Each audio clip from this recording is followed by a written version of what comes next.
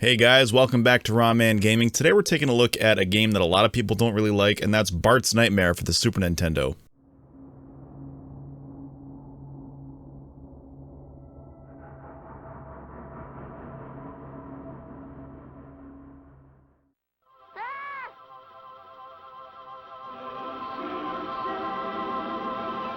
Bart's Nightmare was developed by Sculptured Software and published by Acclaim for the Super Nintendo and Sega Genesis back in 1992 and 1993 respectively.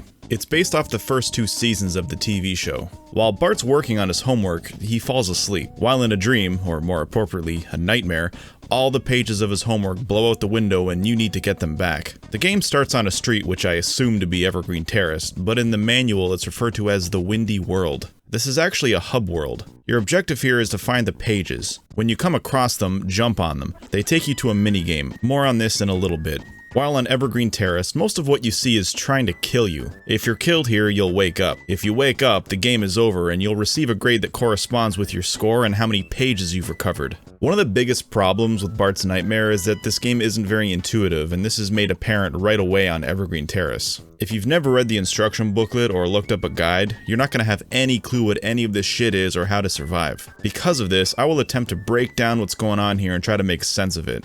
Most of what you see is out to hurt you or slow you down, so first I'll go over your health, which is represented by Z's. As far as I know, there are only two ways to get more. The first is to blow bubbles at blue Z's. Don't blow bubbles at the red Z's though, that'll do nothing except waste your gum. The second way is to jump over a basketball, then ride the skateboard. The longer you skate, the more Z's you'll get. To get an extra supply of Z's after you die, you'll need to collect 3 pillows. Jumping over Blinky will grant you 1 pillow. Moving on to offense, there's the soda pop which acts like a bomb and clears the screen, and the watermelon seeds that you spit. When you dispose of enemies, you'll gain points. To get an A+, you'll not only need to collect all 8 pages, but you'll need to end the game with at least 125,000 points. I mentioned earlier that your goal while in the Windy World is to recover your homework pages. These take you to a minigame, and if you win, you keep the page. There are 5 minigames in total, and their quality varies. This variation in quality is yet another problem with Bart's Nightmare. I think the two best games are the yellow and blue doors. The yellow door takes you to the Simpsons house where you need to defeat Itchy and Scratchy in a beat-em-up-like setting. You have a health bar, extra lives, and can pick up numerous weapons. Overall, it's not too bad.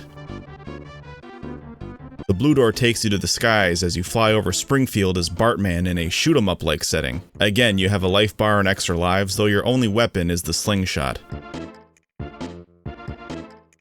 The purple door takes you to Bart's bloodstream. Yeah, that's what it's actually called. So you're in your own bloodstream? It doesn't need to make sense. It is Bart's Nightmare after all. Anyway, you need to kill the germs. The germs can hurt you, but you don't have a life bar. If you take enough damage, you'll lose, and you don't have extra lives here. Eventually, Smilin' Joe Fishin' shows up. As you continue to kill germs, the force field around the page will disappear until you win. This minigame isn't particularly fun, but at least it's not too frustrating.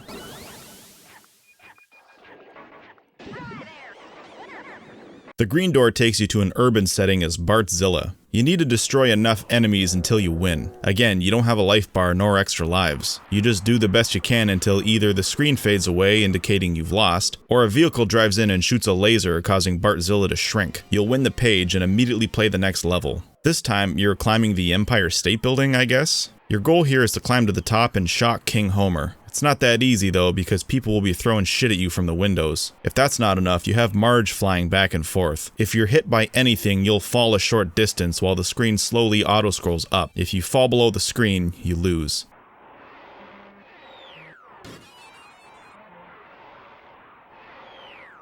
The orange door takes you to the Temple of Maggie. I fucking hate this minigame. You just need to move to the right and collect the page. Sounds easy, but do you think I've ever done it? Nope.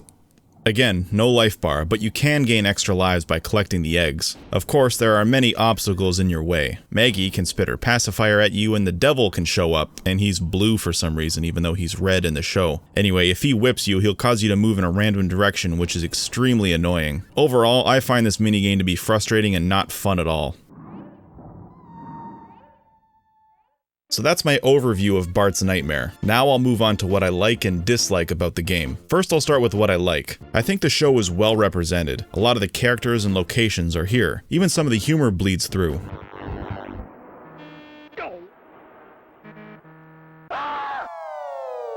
I just wish Bart's Nightmare had more of this. I also think the graphics are well done. Considering the 16-bit hardware, everything looks how it should. Okay, so that's it for what I like. Moving on to what I dislike. The music. The yellow and blue doors have okay-ish music along with the hub world. The other minigames don't have music at all. What's up with that? The controls. Now, it depends on which minigame you're playing, but for the most part, the controls are not great. In the Bartman level, I'd say the controls are pretty good, but I can't say the same for the rest of the game. Everything just feels loose or slippery, again, depending on where you are in the game. The windy world. Every time you collect a page, this hub world gets more challenging. Enemies become more frequent and move faster, and it usually takes longer to find the next page. Now, a part of me actually likes this hub world, but later in the game you can spend a lot of time here and it gets old pretty quick. The minigames. The best minigames, in my opinion, are Bartman and Itchy and Scratchy, and even then they're only okay. Bloodstream and Bartzilla are boring at best, and the Temple of Maggie is frustrating and painful. These minigames are the bulk of the experience, and it's just too bad that none of them are fantastic. Even after all that,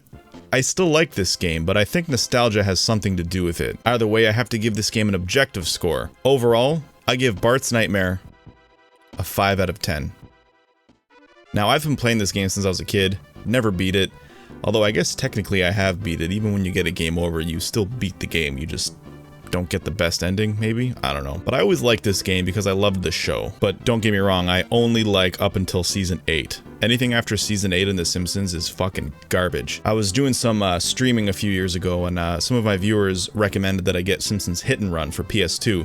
Now, I always kind of avoided that game because it just didn't look interesting to me, but I picked it up for my stream, and yeah, I didn't like it. It is a better game, but like I said, anything after Season 8, I fucking hate the show.